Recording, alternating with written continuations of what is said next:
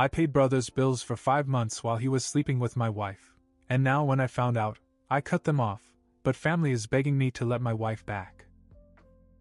Looking back, it's almost laughable how blind I was. I thought I had it all figured out: work hard, love your family, and things would fall into place. For a while they did. My wife Rachel and I had a comfortable life. Sure, nothing fancy, but we didn't need much to be happy. Then there was Clayton, my younger brother, who had fallen on hard times. He had a wife and a little boy, and he just lost his job. Bills were piling up faster than he could handle. I didn't even think twice about stepping in to help. That's what family does, right?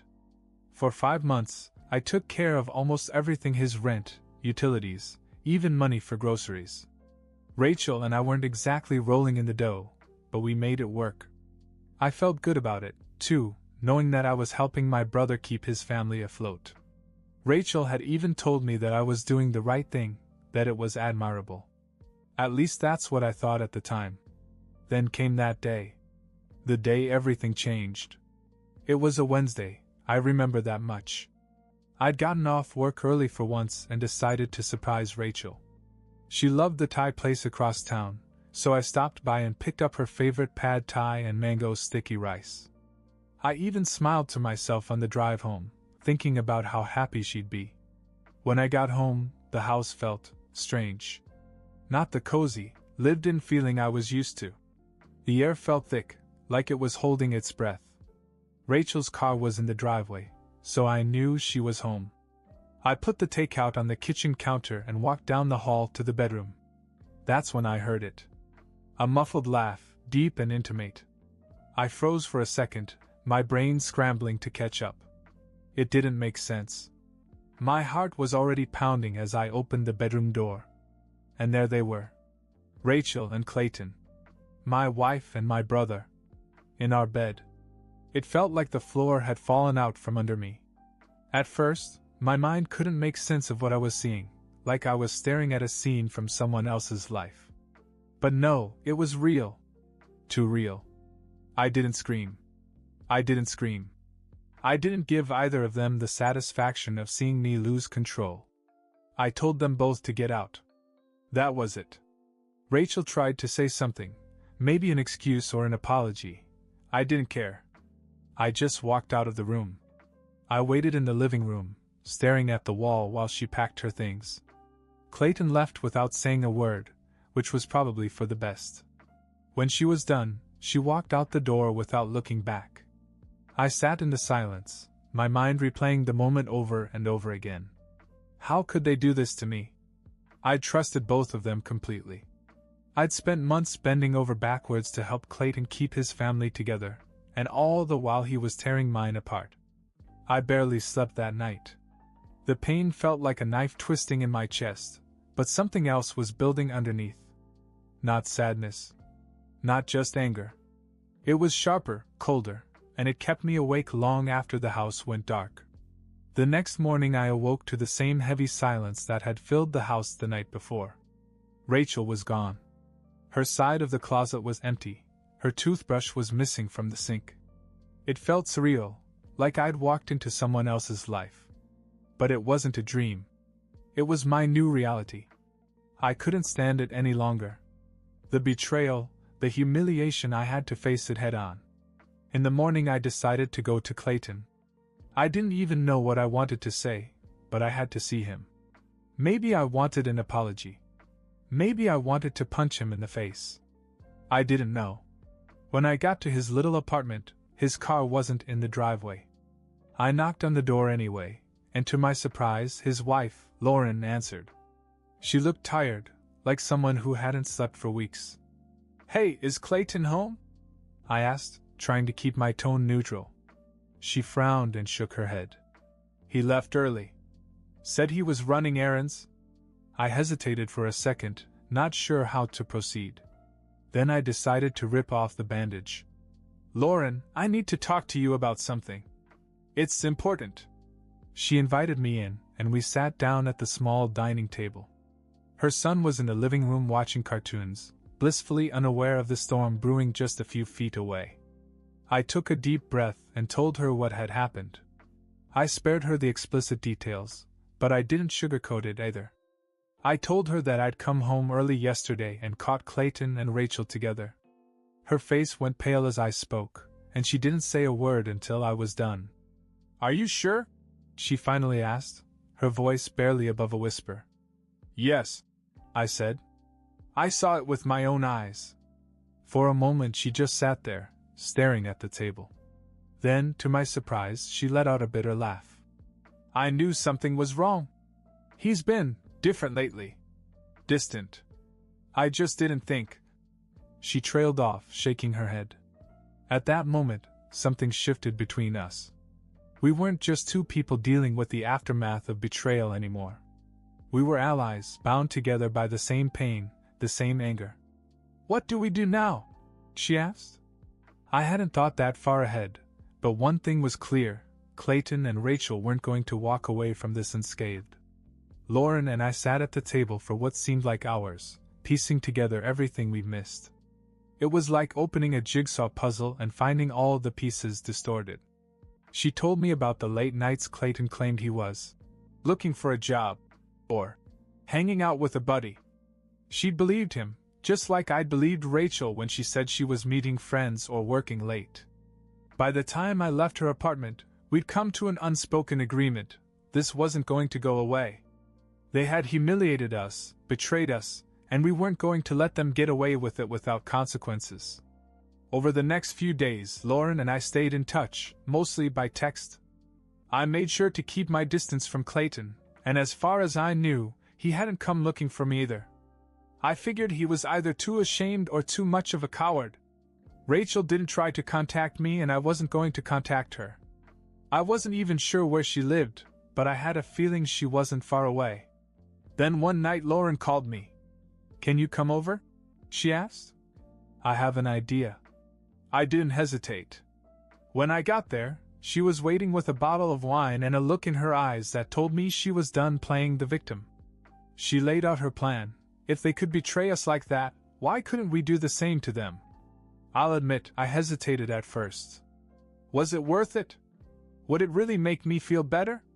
But then I thought about Clayton laughing behind my back while I paid his bills, and Rachel sneaking around like I was too stupid to notice. I agreed. It wasn't romantic, not even close. It was calculated, intentionally a way to even the score. Lauren and I didn't love each other, but we shared something stronger than love in that moment, a mutual understanding of pain and betrayal. When it was over, we didn't talk about it. We didn't need to. But something changed for both of us. It wasn't forgiveness, not for Rachel or Clayton, but it was a small step toward reclaiming some of the power they had taken from us. I thought that after what Lauren and I had done, I'd feel something. Relief, maybe. Closure. But the truth was, I felt empty. It wasn't regret, exactly, but the kind of emptiness that comes from realizing that nothing is as simple as it seems. The next day, I decided to go back to Clayton's apartment, not to talk to him, but to drop off the spare set of keys I still had for his car. I didn't want anything to tie me to him anymore. When I knocked, he opened the door, looking disheveled and annoyed. "Can I help you?" he asked, as if he hadn't fucked my wife a week ago. I held out the keys. "Thought you'd want them back. I'm done covering for you." He didn't take them at first, just stared at me like he didn't know how to react.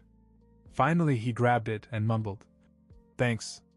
I turned to leave, but then he said something that stopped me cold. "For what it's worth," he said. It didn't mean anything. I turned back to him. What didn't mean anything? He shrugged, as if this was a minor misunderstanding. Rachel and me. It was stupid. A mistake. Something inside me snapped. A mistake?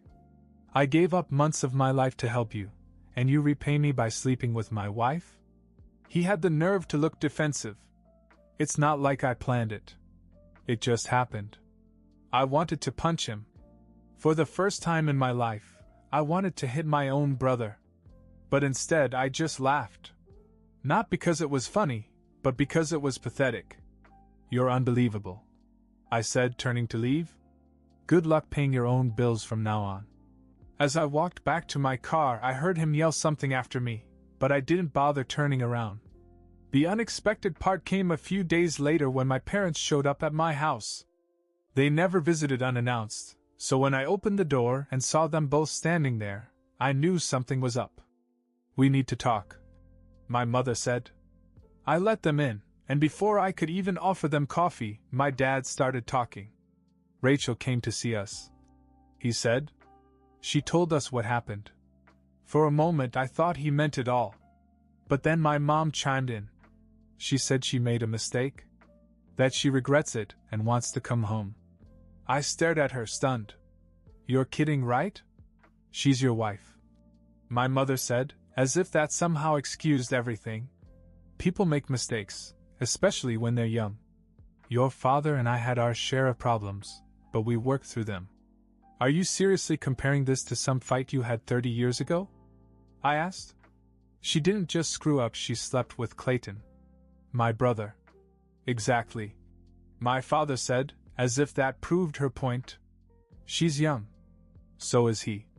You can't throw your marriage away because of one mistake." I couldn't believe what I was hearing. My parents, the people I'd always looked up to, were actually on Rachel's side. "Let me guess," I said. "She's staying with you, isn't she?"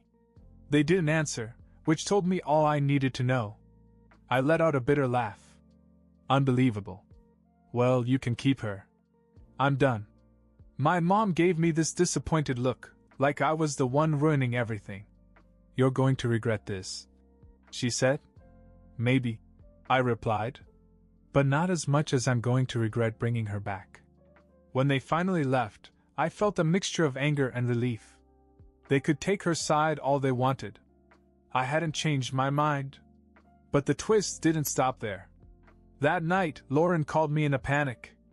"You have to come over," she said. Now.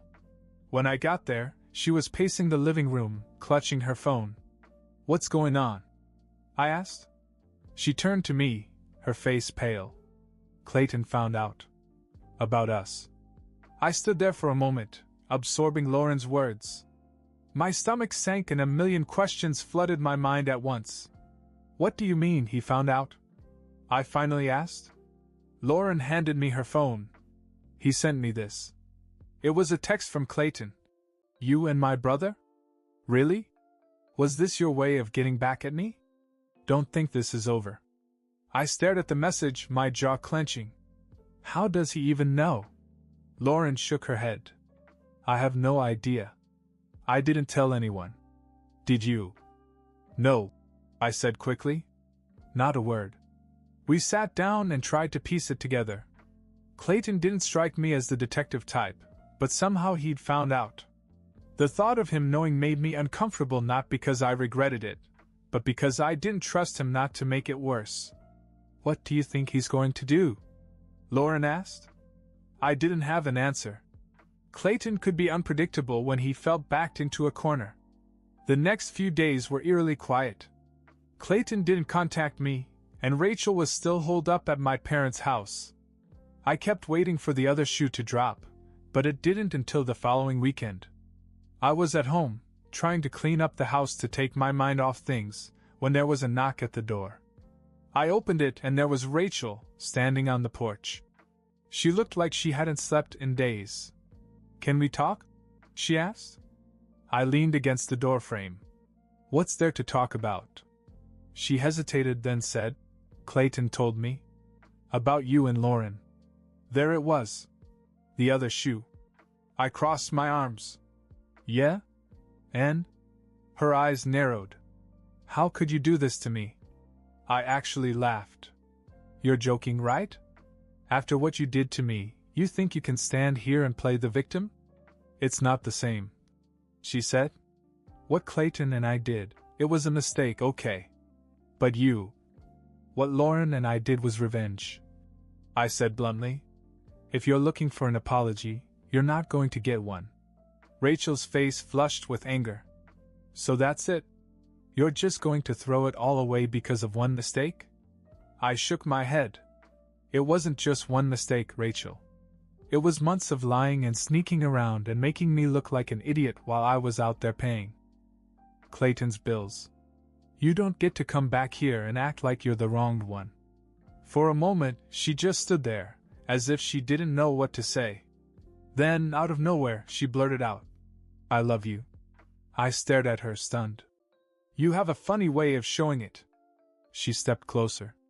"I made a mistake, okay? A terrible mistake. But I still want us. I still want to fix this." I didn't know what to say. Part of me wanted to slam the door in her face. Another part of me, well, it didn't know what it wanted. "Go back to my parents' house," I finally said. "I need time to think." She looked like she wanted to argue, but finally nodded. "Okay." After she left, I sat down at the kitchen table and tried to make sense of it all. Did I still love her? Could I ever trust her again? And what about Lauren? What about the fact that this whole situation was getting messier by the day? I didn't know what to do next, but I had a sinking feeling that the worst was yet to come. The days after Rachel's visit were a blur of emotions: fear, confusion, and a faint, unwelcome flicker of hope. I hated that part of me still entertained the idea of reconciliation, but after years of marriage, walking away wasn't as easy as I wanted it to be. Still, I knew I couldn't continue to live in this tangled mess. It was time to end it, one way or another. I decided to invite Rachel and Clayton over to my house, not to rekindle anything, but to put it all out on the table. Lauren agreed to join me, both for support and because she had things to say of her own. If this was going to end, it had to end for all of us. As the four of us sat down in the living room, the tension was suffocating. Rachel avoided eye contact while Clayton had the audacity to look smug, as if he'd somehow won. Lauren sat next to me, quiet but ready. I was the first to speak. "This has gone on long enough," I said. "We've all done things we can't take back, but it's time to let it go." Clayton snorted. "You're awfully self-righteous for someone who slept with my wife. Don't act like you didn't deserve it." Lauren shot back, her voice icy. "If anything, you got off easy." Rachel shifted uncomfortably.